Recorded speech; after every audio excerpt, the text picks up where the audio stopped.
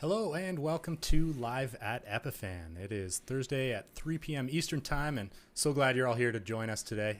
We have an incredible guest panel today with some of the top experts in all things audio-visual, live streaming, cameras, and audio. Why don't we just get right to it and introduce them?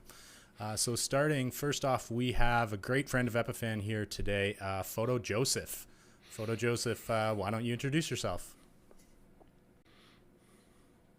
For bringing me onto the show. So I'm PhotoJoseph. I'm a content creator, photographer, filmmaker, live streamer, all those good things. And you can find me everywhere on the YouTubes and on the socials at PhotoJoseph.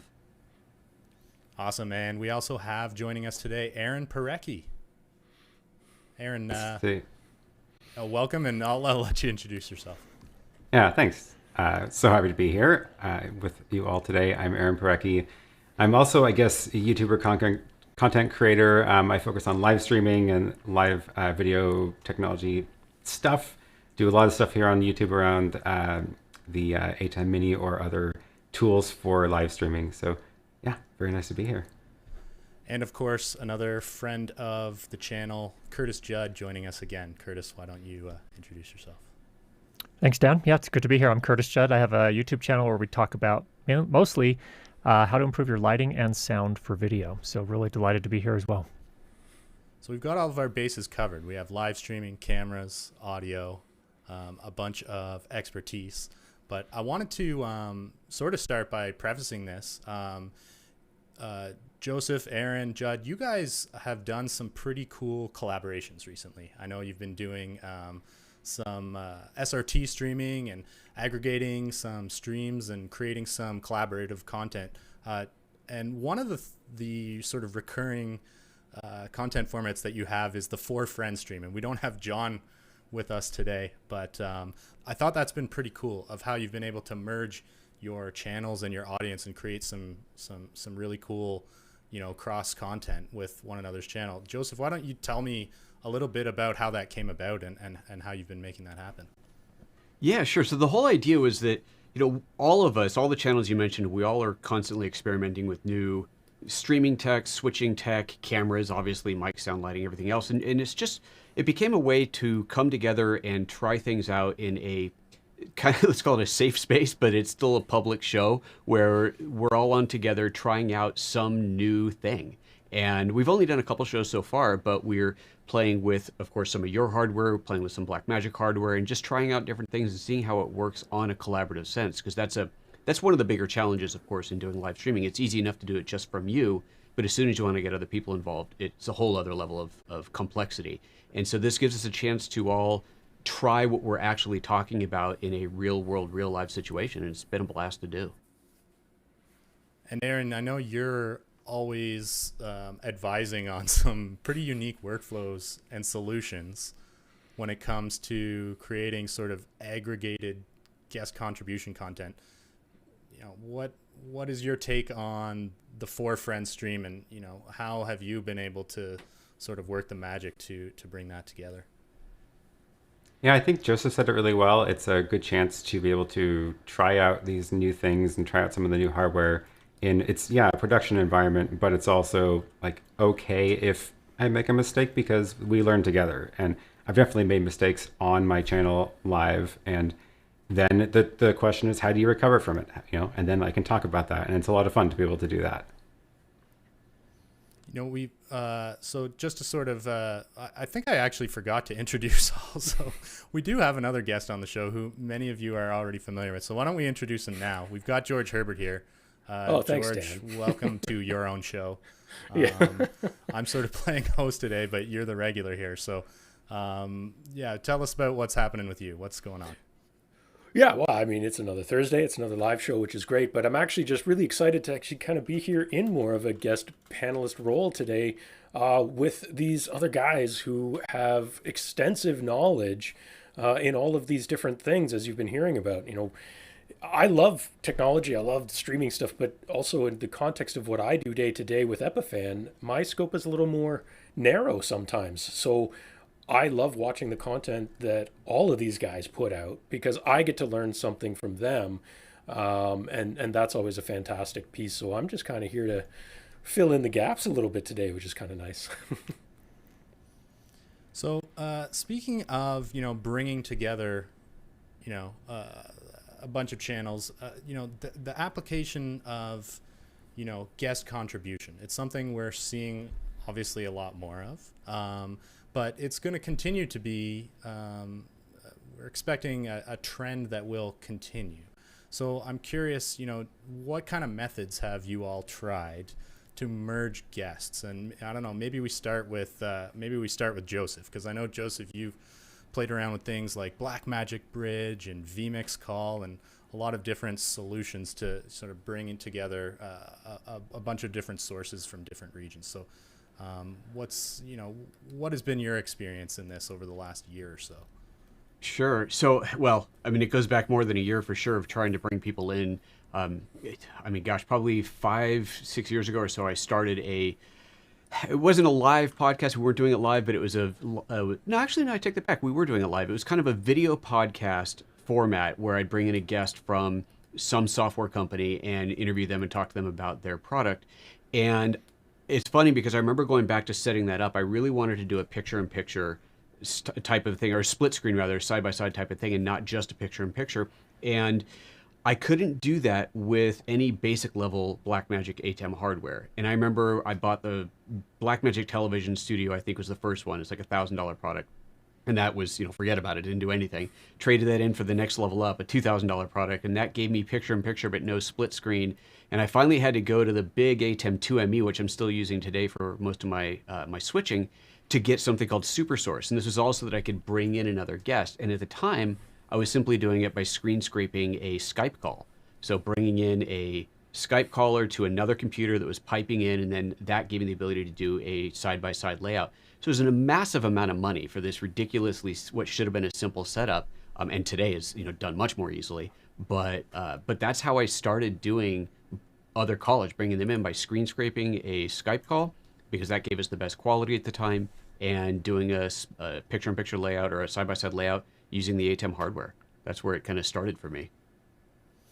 Screen scraping. So, that is maybe a little less common now, but still I've seen a lot of setups recently with like 12 laptops and each one has a pinned Zoom caller. How practical is that? I don't know. Curtis, you've been joining a lot of streams lately, maybe not hosting as many yourself, but when people ask you to join their productions, what are some of the common asks from the guest standpoint, and what is that experience like as a guest joining streams? Yeah, it depends. I mean, there are software encoders that attempt to do this. There are cloud-based services as well. So, things like StreamYard, Restream.io has a similar type thing. There are apps like Ecamm Live, which allow you to bring remote guests in. And I think they each have their own kind of costs and benefits. But the thing that I found kind of the most interesting is that what I've done mostly with you guys and what we did on the Four Friends in a Pearl a couple of weeks ago was using SRT, because it's an open source protocol that allows you to send a stream, and it's very high quality, low latency, and it solves a lot of problems that I experience with some of the others as well. Now, it's not to say that there isn't a place for some of these other, like StreamYard is very simple. It's quality-wise is okay. There's a price to entry if you want to go up to a higher resolution than 720p, I think it is. So there, some costs and benefits there, but the SRT stream, what we've seen so far, certainly what I've seen and what I've experienced with Joseph and Aaron as well, and with George on the piece that we did, really solid, really, really impressive what you can accomplish with an SRT stream. Yeah, it's kind of funny you mentioned that, Curtis, because obviously, here at Epiphan, we have a slightly biased opinion, being a hardware manufacturer, that SRT streaming being part of our hardware is of a particular interest to us. So we kind of talk about it a lot, but we're also users of it, right? Like we're producing this show right now that way, and you guys have hardware to do that, but we've had a lot of our guests join us using software solutions, but still using SRT, and it can make a big difference. But to kind of follow up on Dan's question, I'm kind of curious, because I read a lot of things on video engineering subreddits and stuff like that, where people have said that Solutions like vMix Call either have bad latency, which is kind of hard to believe. I would think it should be no different than video conferencing, or bad quality in some cases. I think everyone's pretty aware of, video conferencing sometimes overcompresses or scales too much or whatever it is. For myself as a guest, I'm usually asked to join other people's webinars and content like that through Zoom or Teams or something like that. And it's not my favorite, but yeah, it's kind of an interesting part to try and overcome. And I think that's what I found interesting about what you guys did with kind of the 4 Pearl setup. We do have some questions coming in regarding SRT. I see that Bernard is asking about using SRT to a CDN, which is that possible? I mean, Yes. We're using SRT to sort of aggregate our guest sources right now and then do some producing and mixing, and then we're sending this to YouTube via RTMP. But is anyone familiar with CDNs starting to adopt SRT as a technology? Still very limited list of companies that are doing that. Really one of the few that is doing it and doing it well and really talks about it is one of the founders of the SRT Alliance, and that's Wowza. Not too many other CDNs are doing it. You'll have to forgive me. I don't even know what day it is half the time anymore, but quite a while back, we had Tim from Wowza join us for a webinar and on our live show, and he talked a fair bit about that. And again, we were using an SRT based connection and aggregating those things together. But in that instance, he was actually using the Wowza Clearedcaster encoding hardware to send it to our Pearl, where we were aggregating it and sending it back out. And so, yeah, they exist. And but I think it's picking up steam. I think we'll start seeing it more and more. YouTube recently added HLS to their options of ingestion, and I think we'll start to see more CDNs add more pieces like that. Why don't we talk about the way that this show is being run? Because this has a somewhat unique setup and how this is actually happening. Yeah. George, you're probably best to describe that. Sure. Well, to be honest, we're doing basically the same thing that you guys did for your 4 friends in a Pearl stream, which is, we have kind of, in this case, we're doing 5, but we have, sort of 5 contributors and feeding those all into a Pearl, and Cameron hiding in the background is kind of mixing and switching all of us together from these various SRT inputs and then sending it back out to RTMP. We also are sending it back out to RTMP not only to the Epiphan channel, but to all of your channels as well. So we're multi-streaming back out as well as bringing in 5 different SRT streams. But SRT, as great as it is, always still does have a little bit of latency, and we've adjusted this for the 5 of us to be in line with each other. It's about 200 milliseconds. Is Cameron showing the setup here behind the scenes? Yeah, Cameron's showing the behind-the-scenes stuff. But 200 milliseconds is enough to really kind of ruin a real-time conversation. And look, it doesn't sound like a lot, but in terms of people having a conversation, it's too much. So we have a back channel, and you guys did the same thing, I think, on yours, where you run a back channel of maybe even just audio in some other system, right? It could be a phone call, in our case, we're using a Zoom call, but it really could be almost anything that just makes sure that as we're talking, it's in real time of what we hear in our monitors. But then what goes out to the production feed is all over SRT. It's a I've question. got someone in my chat watching saying this is one of the clearest, sharpest streams that they've seen. So what is the delivery method that you're doing to send to our channels right now? Yeah, and I mean, honestly, it starts from the beginning, right? Where you guys are all contributing through SRT streams. The 3 of you guys are professionals in this space, so you have great audio setups, you have great camera setups, and you have good gear, right? So getting SRT, and I think all of 3 of you are using the Pearl Nanos you used before today. So that's really the magic. We're starting from a ground level of using obviously high quality cameras and high quality audio, putting that into a hardware encoder that's sending SRT into our production workflow. But that means that we have direct control over the high quality nature of that video and audio, right? We can set the bit rates we want. And some of us, like Aaron, has huge amounts of bandwidth to just, he could probably send, 4K at super high bit rate if he wanted to over his connection. that's an advantage of using even not necessarily a hardware encoder, but even a software encoder where you have manual control, which is something that a lot of the video conferencing solutions can never give you, means that you're starting at a very high level of quality and just kind of carrying that forward.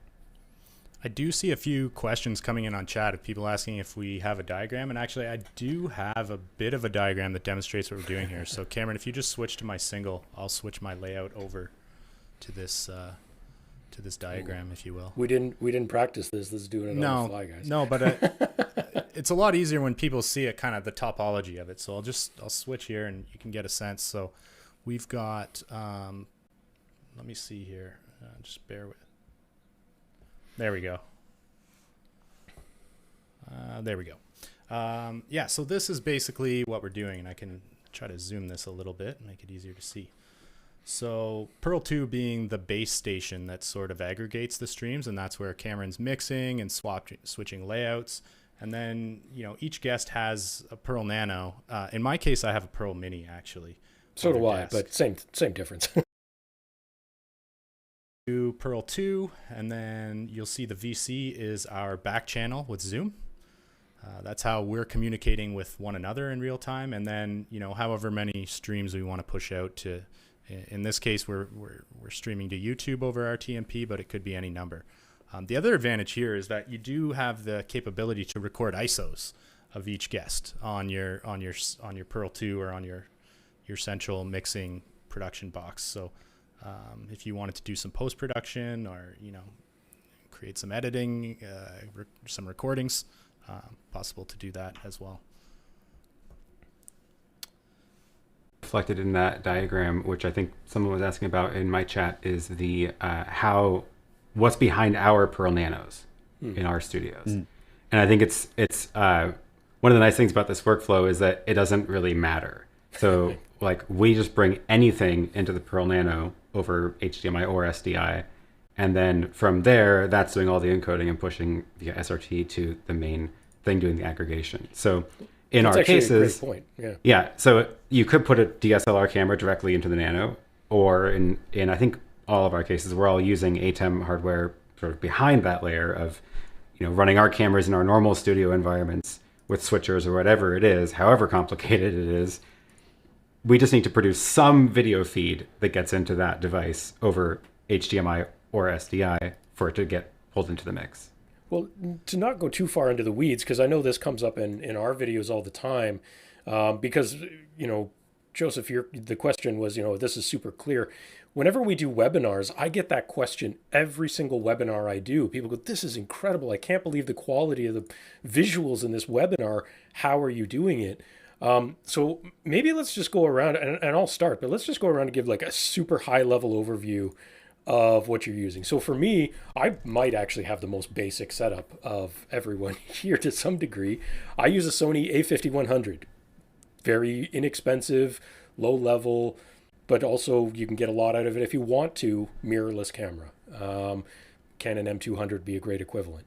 That I just have HDMI into my Pearl, and then I use a Blue Yeti Nano over USB into my Pearl, and that's it.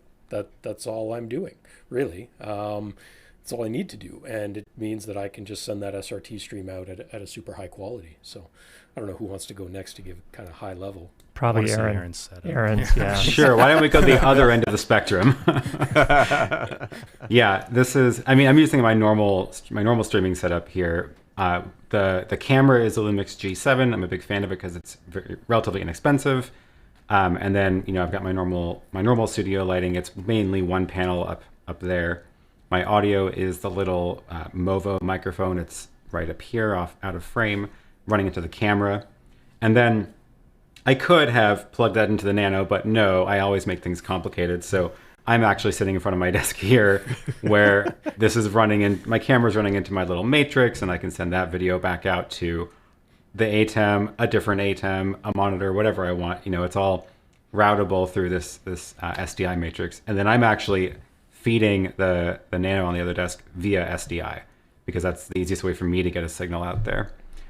So yeah, it doesn't really matter, you know, what I've got going on here as long as I'm producing a good clean video signal and eventually getting something to the Pearl, it works. Can I just point out also that kind of the cool thing here is like we're doing some, you just demonstrated it really, Aaron, is like some upstream switching. So, Right. you have the ability to, switch your angles. That kind of alleviates our producer, Cameron. He's wearing a lot of different hats today, just switching this show, but with some upstream capabilities. And I think, PhotoJoseph, you were demonstrating some of your graphics that you can run. Cameron, why don't we switch to his ISO and, we can maybe demonstrate that a little bit, but Yeah, sure. So like I don't have a whole lot set up right now, but I could bring up a lower third on my graphic. I have a chat integration, which is actually Aaron's chat integration that I'm using. But this is all coming through a software service called Mimo Live that's running on one of my systems, with then going out as a video plus alpha over dual SDI over a Blackmagic output box that then gets fed into the big ATEM where it all comes together. And I don't even have the other cameras turned on right now, so I can't switch away from this camera angle. But normally there could be up to, 7 or 8 different cameras activated at any one time that I can switch through. So in a way, it's like, although we're all guests, we're also kind of producers as well, right? Because Right. we're able to, cue and key and all those things. Curtis, I'm curious, you do a lot of online education, a lot of training. In previous times, a lot of that might have been delivered obviously in person or over video conferencing. I'm wondering, in your world, where is the threshold between, choosing a video conferencing solution versus something like this, where, we're actually a little more produced and we're using some higher end gear and streaming protocols and so forth? Well, I mean, there are a couple things, considerations. I think number one, I think partly is reach. If you're going to use something like Zoom or Teams or something like that, obviously you're kind of making that a closed experience, and that can be, sometimes that's what you want exactly, but other times you want to reach a much larger audience, and that's where, going to other platforms, like in this case, we're going to YouTube and Facebook, and actually I don't even know how many YouTube channels we're going to today. I know we're going to mine, Joseph's, Aaron's, who knows, we're probably going to George and who everyone else is too, but of course the Epiphan channel. But that's one consideration. But another one is what we've seen with the pandemic, when a lot of this education type material had to move online. Some of it was already online, but some of it had to move online. Is that we also saw some products become available that kind of make that a little easier. The Pearl Nano, I think, is one example of that. Blackmagic's ATEM, the mini line, is another example of that. But I think that there's so many more options, and just a basic capture card can do a lot of that too if you choose to use a software encoder. So if you're going to use OBS or, any of the others that are available out there, there's a whole slew of them. So you have so many different options now. It's just amazing. I think for education, one of the things I find most helpful is having multiple inputs, and that's where, just having a single capture card isn't necessarily the best solution for that. That's where having maybe a mini switcher is a little bit more useful. So I can, for example, go to an overhead camera and demonstrate the use of a product. I can come back to a main camera. I can go over to I've got an iPad that has an agenda or, pre-submitted questions for my live stream. So it just gives me a lot of flexibility that is really, really nice. And so, it's opened up a kind of a big world as far as my audience is concerned. We can do a lot of things today that we weren't doing before. Before, when I when I first started streaming in 2015, in terms of the platforms that were available, there weren't a ton of options unless you got into the much more expensive productions.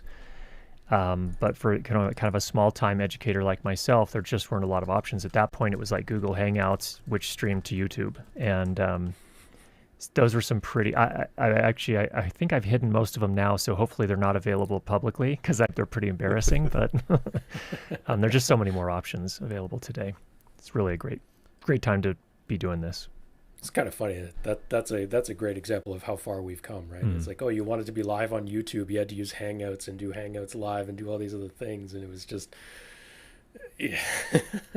not exactly the highest of quality. It's pretty But amazing. it was easy. It Right, was easy. that's one of the benefits, and I think that's still a huge benefit for a lot of the systems that are out there, the web-based platforms. It's easy. And I see this all the time with my clients who are trying to increase the quality of their live shows. Maybe they're doing interviews or whatever it is, they have callers coming in, and all the easy solutions, I don't want to say that the easy solutions aren't good quality. They could be good quality. It's just that the people on the other end of them aren't doing what we're doing here. They aren't setting up the good camera and the good microphone and the good lighting. And I get this all the time, kind of, well, what platform can I use to make this look better? It's like, well, you got to get them a good mic and a good camera and a good... They're like, yeah, no, they're not technical. They can't set it up, but I still need it to be better. It's like, I can't help you with that. So those older solutions that are still running in their own different formats are awesome, but if you don't put the quality on the other end, then it's never going to get any better coming through.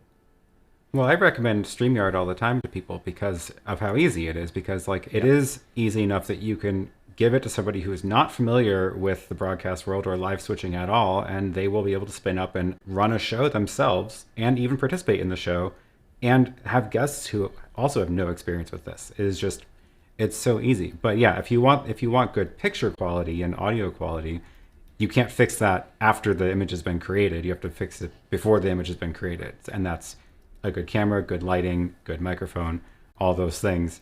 You have to send a good signal into something before you can expect to have a good picture on the other end. Yeah, it's I think that's one of the things that the three of you guys do so well is educating people on all those different pieces, whether it's the camera, the audio, the lighting, all those things, and I think it does help people once they've discovered your channels. 2 weeks ago, I guess, our guest was a friend of mine, John Hastings, who's a stand-up comedian, and he had to pivot to online, and he's a perfect example of all the things we just talked about. He doesn't have the technical know-how to suddenly pivot to this online workflow of what capture cards are and what a decent camera is, or even a decent computer to do it software-wise. And he's, and he currently streams every day on Twitch, and he uses StreamYard to do it because it was easy for him to run with guests and other content. So it's interesting. It's interesting to see how people have tried to overcome some of these barriers. But again, yeah, Aaron, you're absolutely right. It's what I rant about all the time. I think people, our audience will be used to me ranting about how, to Joseph's point, some of the stuff you see out there, even just interviews on mainstream media, like the visual and audio quality, is so bad sometimes, and it's not hard to fix. It's just someone has to take the initiative to fix it. Well, I feel like people are almost using it as using the pandemic as an excuse to have bad audio and video, because prior to this, you would very rarely see on any kind of mainstream media a low quality Skype or Zoom call being broadcast. They would have sent out a crew. They would have done something to make it look good. But then when that capability went away and everybody's just required to do it on their own, suddenly it became okay for the quality to be bad. Because, look at some of the nightly talk shows that started off as a really bad, basically Zoom call being broadcast live. And you're like, are you kidding me? You guys got millions of dollars. This is the best you can do. And I feel like it's just become almost an excuse now. People go, well, hey, it's the pandemic. We have to, this best we can do is a Zoom call. No, it's not the case. No.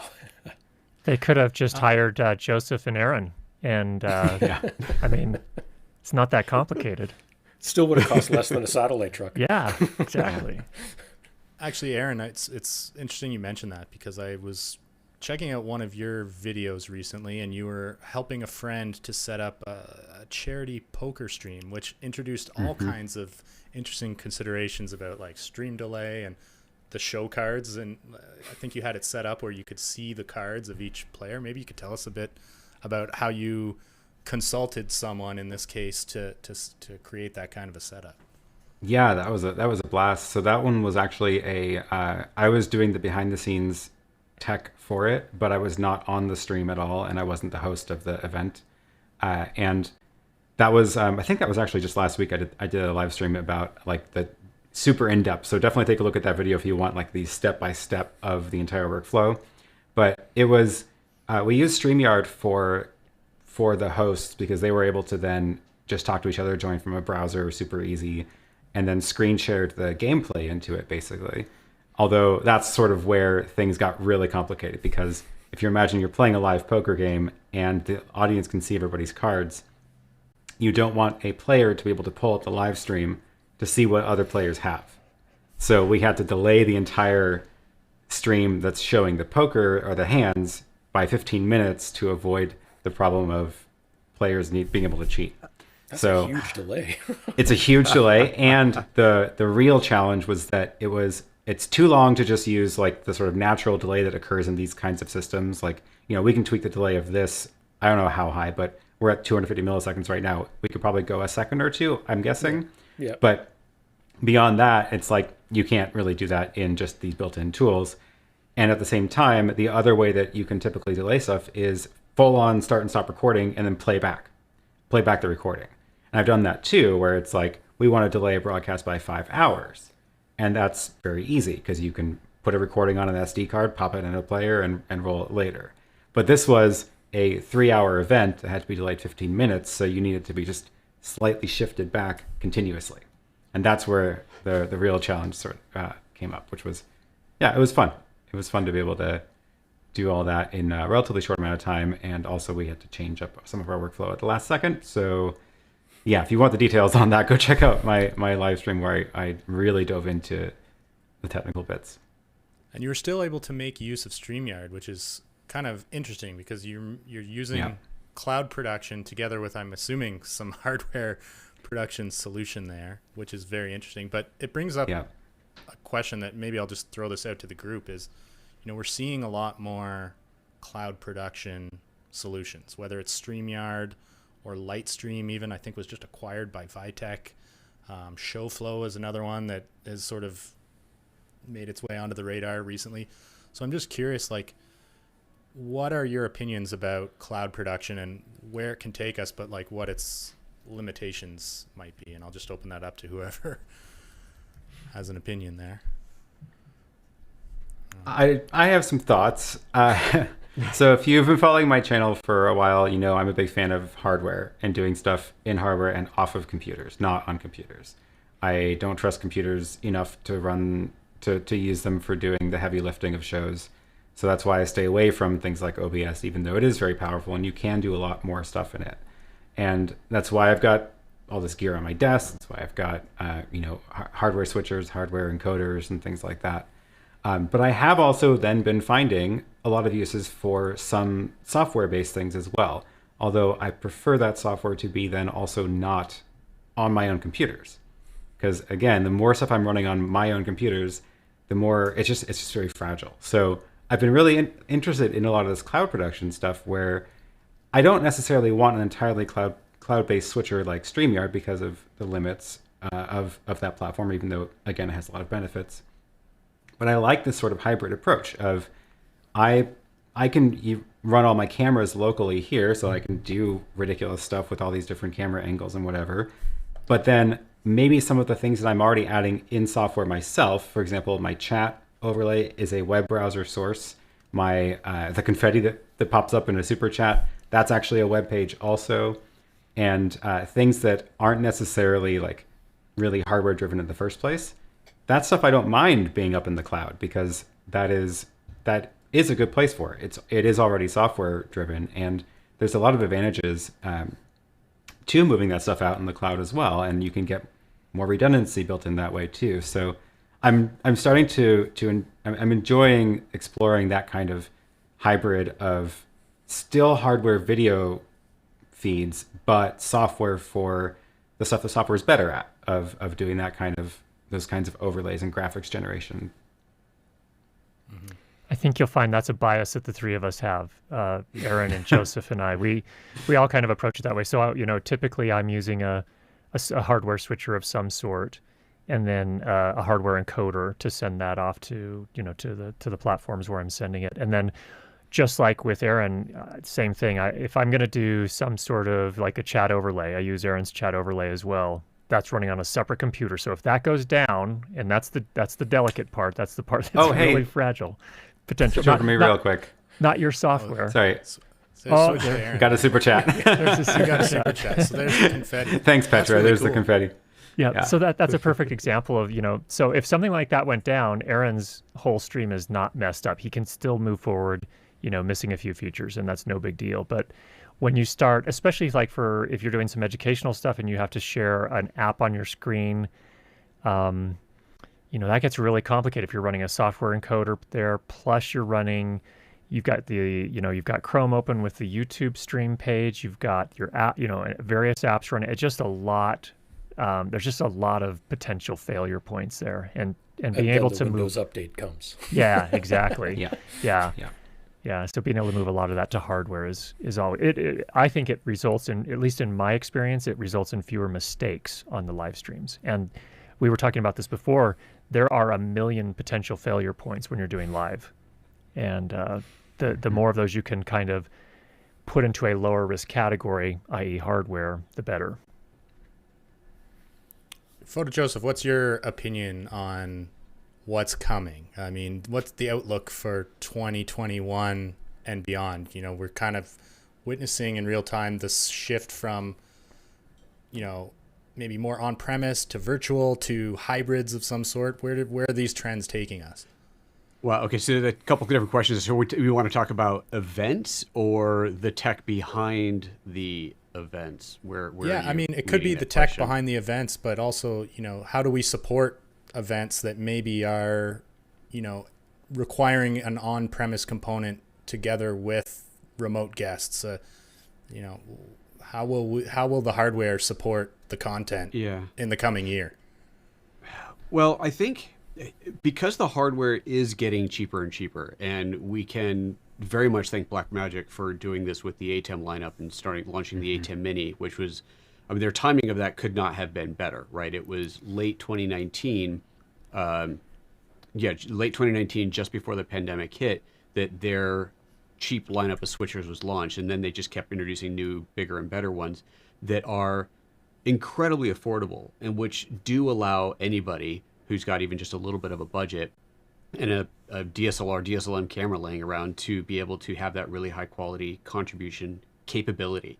So I think part of it is the demand of people to say, no, just a webcam is not good enough.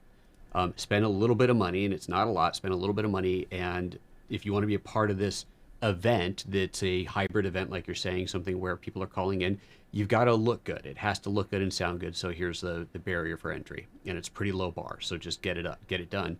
And because this is now so affordable, it really does make it easy for people to do. And it doesn't take that much technical knowledge to set it up and, watch a couple of YouTube videos. I'm sure there's one or two out there, and you can figure that out and get up and running. So it does open up the option, I think, for the future events to have more people calling in and being remote, which, pre-pandemic, if you wanted to speak on an NAB panel, the only way was for you to go to NAB, go to Las Vegas and do it. I don't know that there was any panel where they brought somebody in virtually, unless there was some super famous individual director or producer or whatever that they could only get in that way because of their time. And so that's, all right, we'll make an exception. But, normal people like us, there's no way we'd be able to speak that way. We have to be there. But I think and even now then, it's like, it was usually the Skype call with the webcam up the nose. Right, exactly. Even then it was. Exactly, that's what it was. But I think now, I can imagine the next NAB that is in person, that they'll be opening up to say, look, if you want to attend virtually as a speaker, but you're going to be on a projector to a room full of people who do want to attend in person, that'll be an option as well. And it should be an option. Let's make this as hybrid as we can. But I sure as heck can't wait to get back into actual physical events like that. I mean, I miss the interaction with people.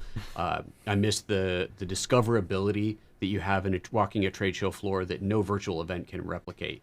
Unless you're talking about putting on a full 3D immersive virtual reality environment where I can walk around. It's like, it's not going to happen, right? I need to go stumble down the aisle and go, what is that thing over there? I've never seen that before.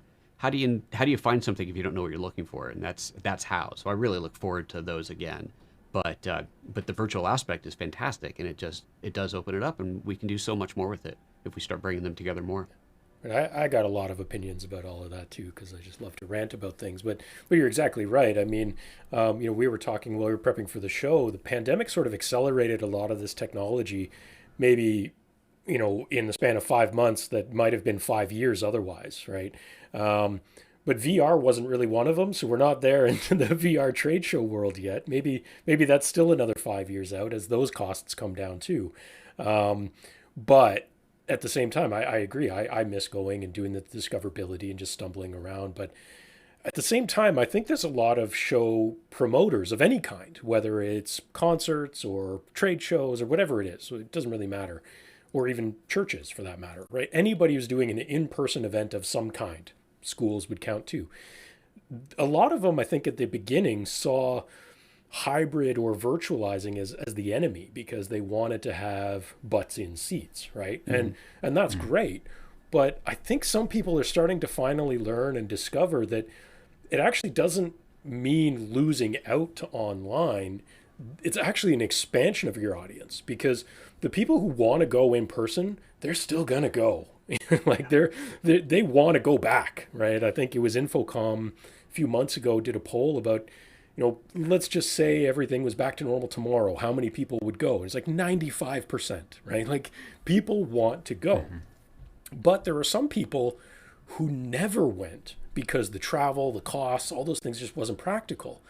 But if they can buy a lower cost ticket and attend a lot of this stuff, keynotes and whatever, the education elements of it online virtually, they will absolutely do it. And it's going to be a fraction of a plane ticket and hotel and food for a week, right? So it's only going to grow the audiences, I think, once people figure out how to do it well.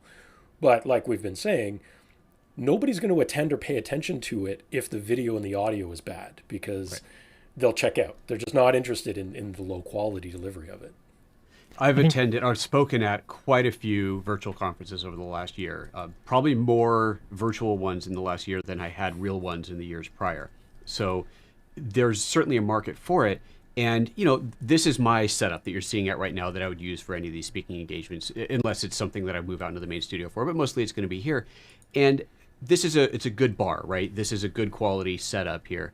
Obviously it can be more, it can be bigger. But I think if you're going to try and draw in the audience that, should I go in person or should I go virtually? And they're only going to go virtually.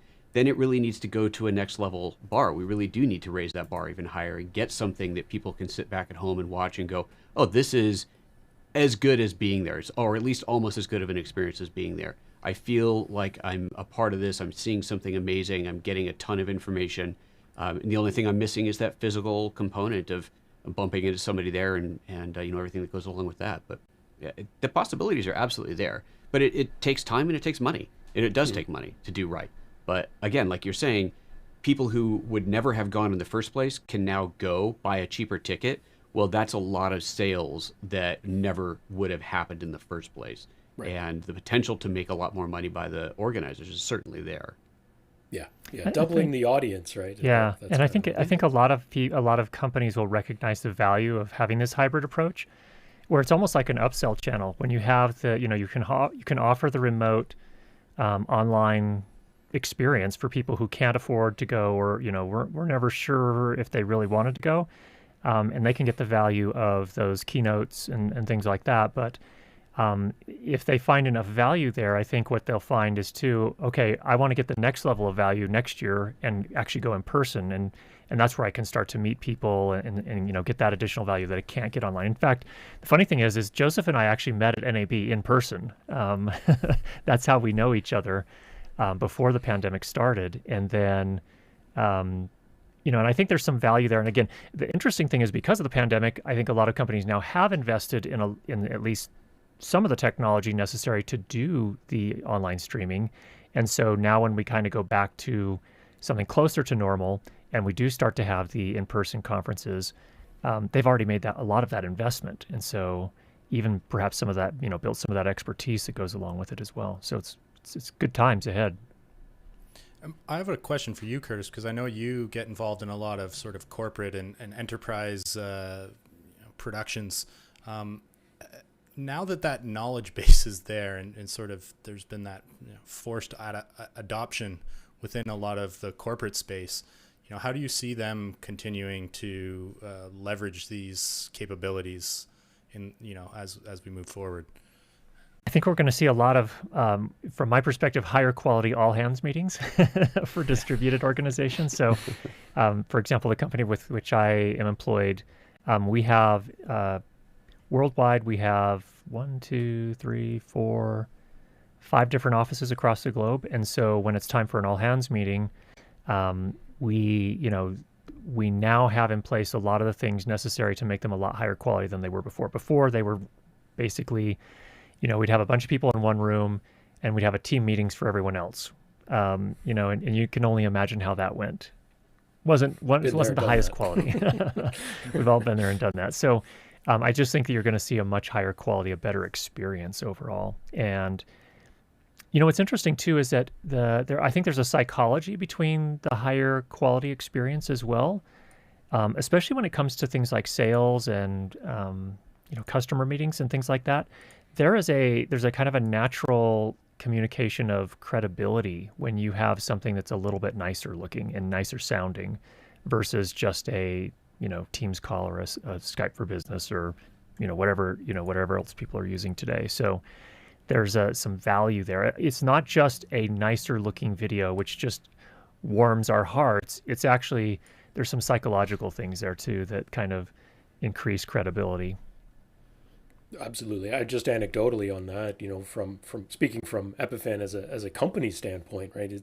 We've been doing that for years when it came to doing customer demos, right? They book a demo with a salesperson. That salesperson typically brings me or someone from my team, from the technical support team, into that call to actually do the product demo, right? And we make sure when we were in the office, we had a dedicated studio space to do just those demos. Now we've been doing that from home, which is a little harder, but still totally possible. And it totally changes the percentage of conversion to sale to do that, right? And it's a huge deal. We've been noticing in the past year doing the webinars that we've been doing on obviously our products, but we would sometimes attend smaller trade shows that it was hard to gauge how much value you were actually getting out of it based on the number of leads you were getting.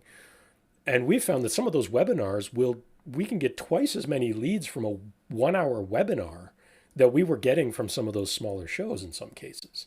And part of that is going, back to what we were saying earlier, is that what we're producing from a webinar perspective is visually and audio-wise high quality, so people are more engaged and they stay and they listen as a result. And any company can do that. Any company with any product can do that. It's just a matter of deciding to take that effort and make sure it's as best as it can be.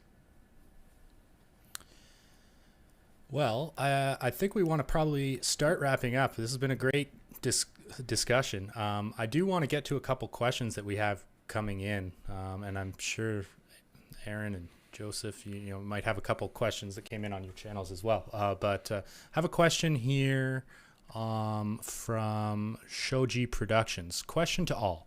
At the end of the day, what's the easiest method to have 1 to 2 guests join a live stream and get a combination of decent quality and ease of setup / use for the guests? Any thoughts? What is the easiest, lowest friction solution Easiest, you suggest? hands down, StreamYard, honestly. It is good enough for most things, especially if your guests have good quality video and audio on their end. It is by far the easiest, if that's your criteria. Yeah, I think that's probably StreamYard or something like it. There's a bunch of platforms that do kind of the same job. But again, I would just reel it back to saying, starting with, like we've talked about before, using a higher quality camera and higher quality audio, which does not have to be terribly expensive. A mirrorless camera and a decent capture card and a USB mic, and you're set, right? Mm-hmm. Feed that into StreamYard where you can do that ease of production that you can't do in Zoom. That's the big difference, right? You can't clean it up and make it look production-wise good in Zoom and do the confetti and do the other things, right? Where you can in something like StreamYard. Any other thoughts? Well, if you want to step it up to the next level, where, do we go to SRT? It might make sense. You put a couple Pearl Nanos on a desk. Obviously, great, right? And we've talked about that. It's awesome, but it's not the cheapest way to go to next level. Well, I guess there is SRT software streaming, isn't there? I haven't played with that. I think, Curtis, you did something with that, didn't you? Yeah, George and I. Use that, yeah. Yeah, George and I did, and I was impressed with what it. When I went back and watched the show, I was like, wow. And that was with me. In that case, I was using, a camera, microphone. Rivet is the name of the service. So it's all just a software-based SRT encoder, and it was great. Yeah, the Rivet app is one. I know there's Larix makes like an Android app which you can use to encode SRT and works reasonably well. So does Haivision. They invented SRT. They also make their own app for phones. But even OBS can output SRT. I mean, I think it's worth pointing out, though, that any of the SRT solutions, SRT is a one-way protocol, so you then have to deal with how do you talk in a group with them. And that's one of the reasons that StreamYard, whatever, Restream, all those sort of cloud-based ones make it just so much easier because you only need the one environment. So anything else beyond that, you're going to start getting into, now you need to tell the guest to do two things. Send the good quality video and then have some back channel of it could just be audio only, it's fine, but you need something. And then it's more things involved. So it's more steps to explain. You trade off more complexity for higher quality, basically. Yeah. A solution that I've used quite a bit is, I mentioned it earlier, Mimo Live, which I'm using for a lot of my graphics overlays. But it too has a peer-to-peer component where you can have someone call in and you set up a call receiver, if you will, in your system, and they are calling directly into your computer in there. And that works relatively well. I found that it's much better if you're wired. I mean, that goes with any kind of streaming stuff. But when you go wireless with them, if you try to be Wi-Fi, that one falls apart pretty badly. But if you can insist that your callers are all on a wired connection, then that is a pretty good solution, and it gives you a lot of options, a lot of flexibility once you get their feed in, and it's all handled in one place. So you can build a very, very advanced show with that, assuming you can get a good, clean signal coming in. I would say that one's probably the sort of next step up from doing it all with the online ones, is using what was the one? Mimo? vMix has it also Ecamm. It's all, those are apps run on your own computer locally, but then they have this remote contributor web-based thing where the guest doesn't need any special software. They join through a web browser. So they make it as easy as StreamYard and Restream for the guest, but then a ton more powerful on the host side because you get all the tools that you've got available in those pieces of software. So I would say that one's probably the next step up, because it's also, you don't need to send your guests thousands of dollars of equipment to join, but you still get pretty good quality tools on the host side. I think it is a two-way communication, so you don't have to set up a back channel. It is. And I think what some people miss, though, is that, they try to do that on their MacBook Air. Probably not advised. You really probably need to be A, wired, B, you need to be on a pretty powerful computer. Because it's going to be, that computer is going to be doing a lot of work. And you also need to have a quite a bit of bandwidth as well, because you're receiving a stream from the guest, you're sending a stream back to them, plus you're streaming out to whatever platform. So you need to have a good, low latency, probably wired fiber connection probably, or, a good quality internet connection. Someone in my chat is recommending OBS Ninja as well. I guess that's, I know you guys, I haven't played with that one yet. Yeah, again, I mean, when you go into that, I know Aaron's played with it a fair bit, but I follow the project and have very briefly touched on it. But it's a cool project, right? But like all things OBS, it's an open source project. It has its potential pitfalls in that regard, and that's one of the areas when you start to deal with a company, is that you have someone to call, right? It's like DIY solutions are awesome. They're very affordable. They're fun to build. But one of the downsides, of course, is who do you call? Right? You're down to calling Ghostbusters. You're not calling a company. Right? you leave comments on everybody's YouTube channels is what you do.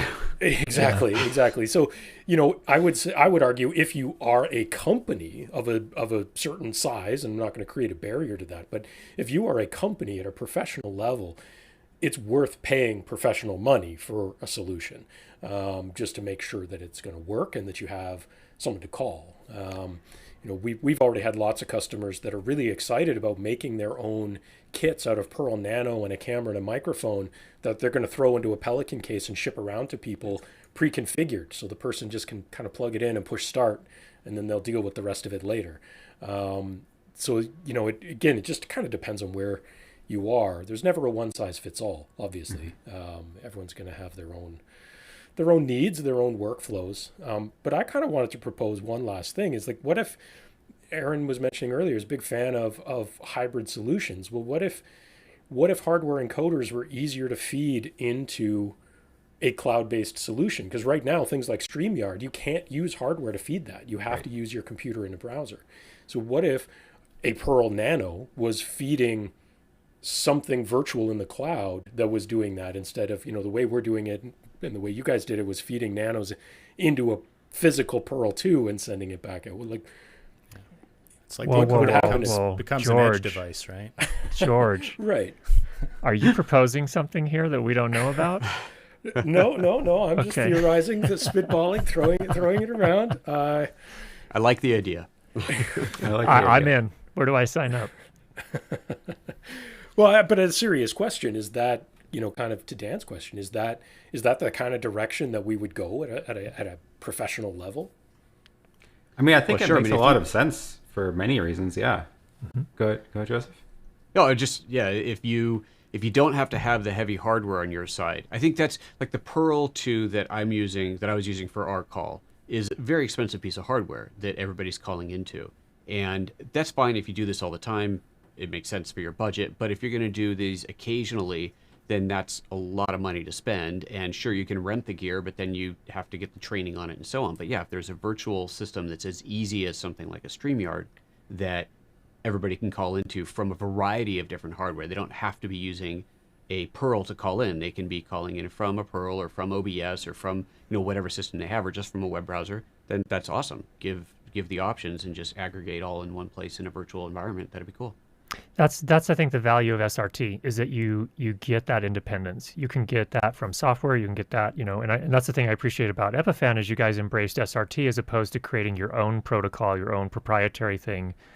So hopefully, we see more manufacturers take that on as well, so that we could have those hardware encoders producing SRT streams, and then have a cloud-based service that could receive all that and aggregate. And that would, that cloud-based service, then you could do a lot of really cool switching type things too in the cloud, which becomes really super powerful as well. And I think with the Oh, go ahead, Aaron. Yeah, I think the other part of this is when you are doing entirely remote contribution, then a cloud-based solution makes a ton more sense than a physical local device. Because like with the stream we did with Joseph's Pearl 2, we were using the Pearl 2 basically as a way to receive these remote feeds and not really leveraging the rest of the features on the Pearl 2, like the additional inputs and all the different hardware options it has on it. So we were really just using it for its own software. And that means it doesn't really need to be in a physical place anymore. So, when you've got physical devices with a bunch of hardware inputs, HDMI, SDI, and all that capability, that's great if you're going to take advantage of it.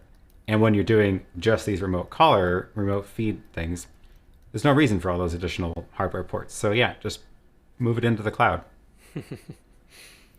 I'm also just excited about the idea of like sort of decentralizing the crew. I mean, a show like this, okay, we can produce this with, just Cameron, maybe one person. But when you start getting into more levels of complexity, keying graphics, titles, media playback, the idea of being able to have those crew roles sitting in entirely different regions, or not necessarily needing to be on premise in a physical environment, it opens up a lot of opportunities to say, hey, maybe I'm the guy who produces graphics for live streams and I send my SRT with an alpha channel and, I can cue graphics for 10 different clients without necessarily needing to always be in the room. It opens up a lot of possibilities there as well that I think could be quite exciting. Yeah.